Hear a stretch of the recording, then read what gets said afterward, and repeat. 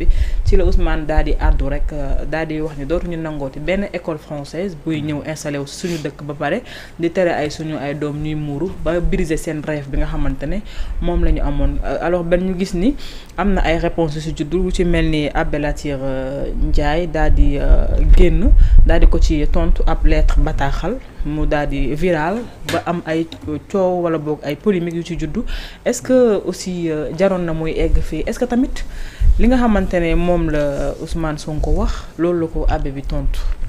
Oui, moi à mon avis si débat bi il faut éviter deux impasses.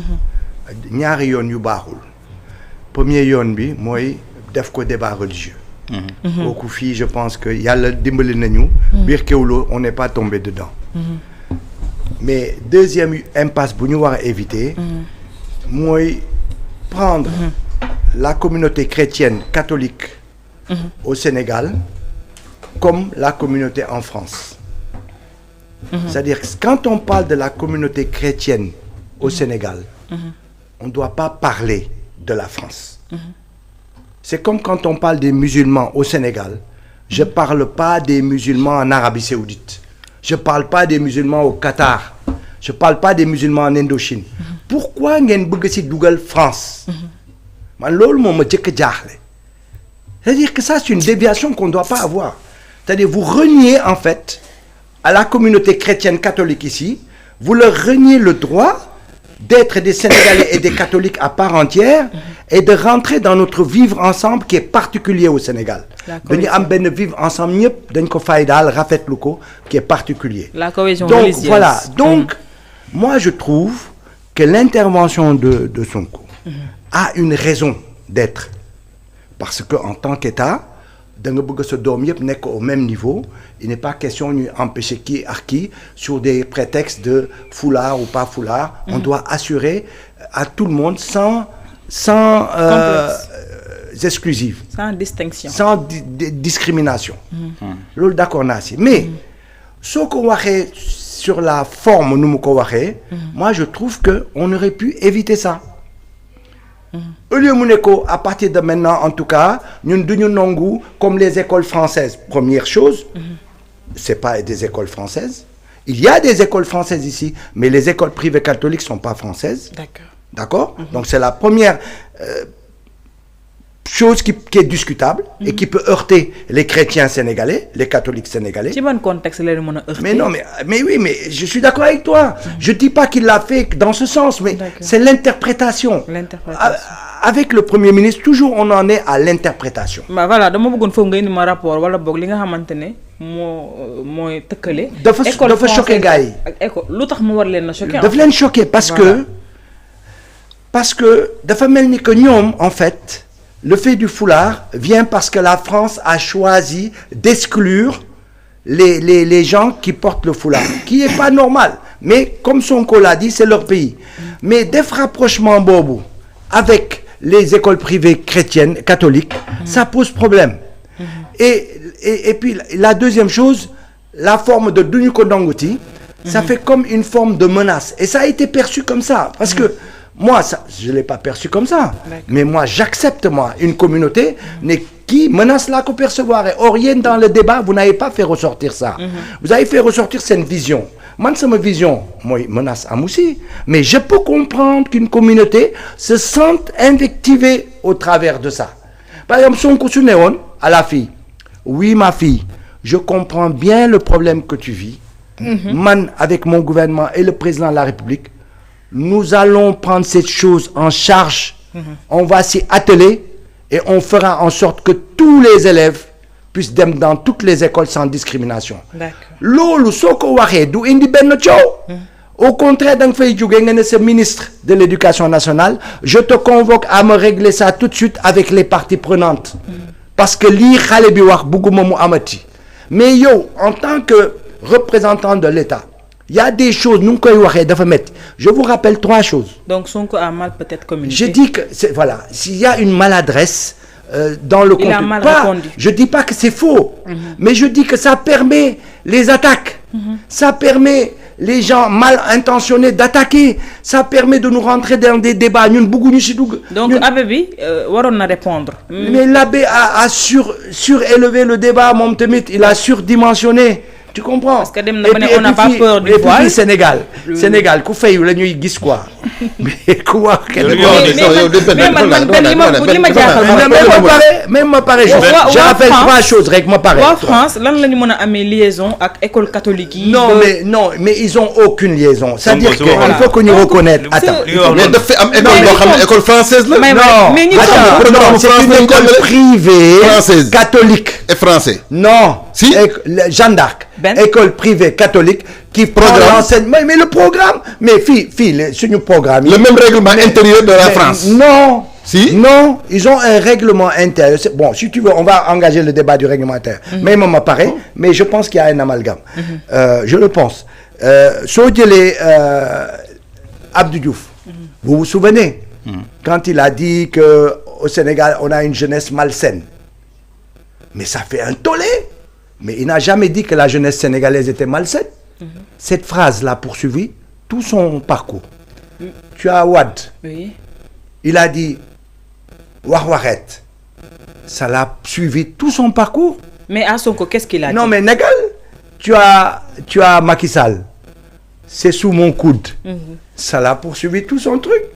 Aujourd'hui, il faut absolument que Sonko évite. Moi, am ay phrase yu koy poursuivre. C'est pour ça que je dis. Dama bëgg bala nga wax comme da nga cité Wade, cité Senghor et tout ça. Cité ma lu Sonko wax lu moy école française yi ba ñu yobbu ko ci école catholique yi ba ay abbé de ci tontu. Mais tu sais que la phrase c'est pas moi qui vais l'inventer, c'est les masses. Phrase bobu du man. Moi je dis il faut éviter. Je dis que bés bu amé dina ñoo wax lako. Amagul. Mais je dis qu'il faut qu'il évite. C'est-à-dire que boy jitt bo nekké njit dans un pays démocratique, laïque, on gère les diversités culturelles et tout ça. Il y a des gens qui ont des dérapages. Sous le diapé, tout ça. Mais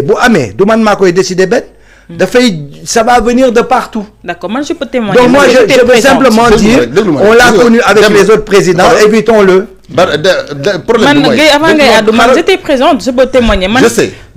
École française, déjà, avant de répondre à la question, il faut dire que l'école française, c'est un réew, nous sommes sen ay règles. Donc mais ñom nañ ko nangu mais fi dootu ñu nangoti ñu jugé fofu. Écoutez-moi bien. À la France. Dégluma, dootu ñu nangoti ñu jugé sen dëkk. ñëw construire ay école suñu ay doom bëgg fa jàngee voilé ñu bëgg a briser seen rêve. Mais c'est simple. loolu jeex na suñ ko mënul ñu bañ ko fi ubbee. Sonko c'est ce qu'il a dit. Sonko attaqué wul benn diine. Guèye lan moo changé. Sonko école française yi nga xam ne monsieur Guèye maa mu ngi may dégg. Est-ce que loolu war nañ ko jël di ko def pêle-mêle. di ko dugal ci loo xamante ne du école. dañ ko déformer ay parolam. Sonko dañu déformer ay parolam. mais ban taxawaay la ci presse bi am aussi. Mais pourquoi on te déforme tes paroles, c'est que tu prêtes le flanc. prêté wuñu flanc. Mais si. Mais si. Parce que su ko defoon nu ma la ko waxee. am na phrase nu ma la ko waxee. non c'est-à-dire buñ ko xelaloon. mu waxee que nu ma la ko waxee nii. ça fait exactement lu ma bëggoon. c'est polémique bi du ci am. mais Sonko yow question bu boo xam ne ay élèves boo ko posé. il y a une faiblesse dans ñu ko waxee. il y a une faiblesse. parce que c'est mais Sonko même li nga wax ni wax sax vidéo bi disponible na damay ñaan Omar mu may ma ko comme ça. Sonko yow li nga wax ni au même niveau d'information. Ces paroles seront interprétées autrement. yow j'en suis sûr que boo fa nekkoon ni ko nii interprété ak yow Sénégal gii école française du fi ñëw du imposer ay lois. c'est ce qu'il a dit mais c'est là que vous avez faux. moi non loolu mënu ma ko nangu. permettez-moi lii lu muy wax nii kii c'est du populisme. Ban populisme. Attends, c'est du populisme. C'est pas du populisme. Ma expliquez-le. Ouais, bon populisme. Une école française, c'est-à-dire on a affaire à des écoles privées catholiques qui font de l'enseignement général comme en France. C'est pas des écoles françaises. Mais nous parce que vouloir les assimiler à des écoles françaises, vouloir les assimiler à des écoles françaises, c'est pas correct. Voilà, c'est ça. Donc pourquoi Sonko à ce moment-là pour régler un problème sénégalo-sénégalais qui est un problème qui nous regarde avec notre manière de vivre, avec notre vivre ensemble, avec notre laïcité qui est commun à nous, qui est différent dans les autres pays. Pourquoi vous dites exemple sur la France? C'est-à-dire que moi, je pense que ici, chaque fois qu'on veut prendre une décision, il faut qu'on tape sur la France pour que ça soit populaire. Arrêtons ça. C'est pas en tapant sur la France qu'on va avoir une position juste ou injuste. Chine, n'est-ce pas? C'est ça que je veux dire. Il faut qu'on ait le sens de la répartie. Le sens de la répartie. Mais quand refusé au tu tapes, c'est un coup d'épée dans l'eau. Parce que je suis d'accord avec toi. Donc, je suis d'accord avec toi. Ça peut pas être un argument pour toi, c'est un argument pour moi aussi. On n'est pas en train de parler de ça. On est en train de parler. Mais non, moi, c'est contexte français, ou contexte religieux. Je dis qu'il faut pas mélanger la communauté chrétienne catholique qui s'organise en école privée avec les écoles en France. Mais il a pris la situation éducative chinoise. Quand même, c'est ce que je dis. Je parle pas de religion.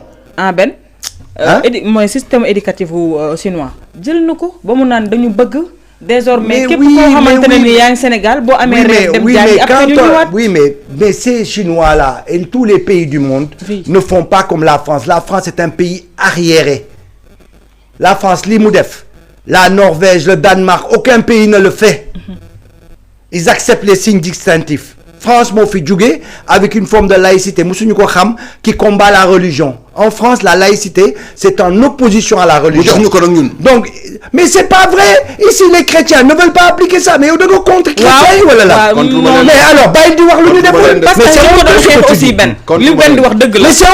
tu dis. C'est honteux. Ils ne l'ont jamais dit. Ils ne l'ont jamais dit. Ils ont un règlement intérieur. Voilà. Ce règlement intérieur dit que ni le New York fait scène.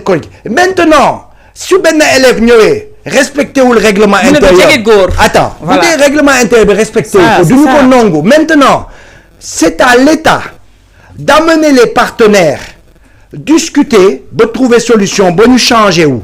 Mais tant que changer où, je suis fils de musulman, je viens, ou je suis fille de musulman, je viens avec mon foulard, tac tac, je vais à Jeanne d'Arc dans mes dougs, ma taille dans mes dougs. Mais d'où nous le parce qu'ils ont un règlement intérieur qui le refuse. Maintenant, pour le régler, c'est pas venir aller à l'encontre du règlement intérieur parce que tu es fille de musulman. Il faut que les partenaires se réunissent, on discute, on trouve une solution comme en 2019. En 2019, on a trouvé une solution, tout le monde l'a accepté. Si aujourd'hui, en 2019, cette solution n'est plus valable, en 2024, on veut la dépasser, moi je peux le comprendre. Mais de nous regarder discuter, mais de nous imposer quoi? Et pourquoi des élèves nous, dans ce règlement intérieur, nous les imposer? Dans l'armée. Comment on peut accepter ce règlement intérieur? C'est la loi, c'est la constitution qui prime.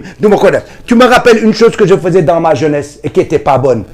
Quand j'ai quitté de la fosse, Madame Liguey, Arsenal de la Marine, c'était la DCAN, Direction des Constructions et Armes Navales. C'était la marine française et la marine sénégalaise qui étaient là-bas. La marine sénégalaise était du côté de Bel Air, la marine française du côté de la gare routière. Donc, sur mon voiture, sur mon moto, si nous montons le drapeau français, damay accélérer. Dama len dan sax provoquer damay nek ba ñuy monter drapeau ma accélérer dugg dem directement ci atelier. Pourquoi? Je disais que je suis moi un Sénégalais, j'ai pas à m'arrêter devant la montée du drapeau français.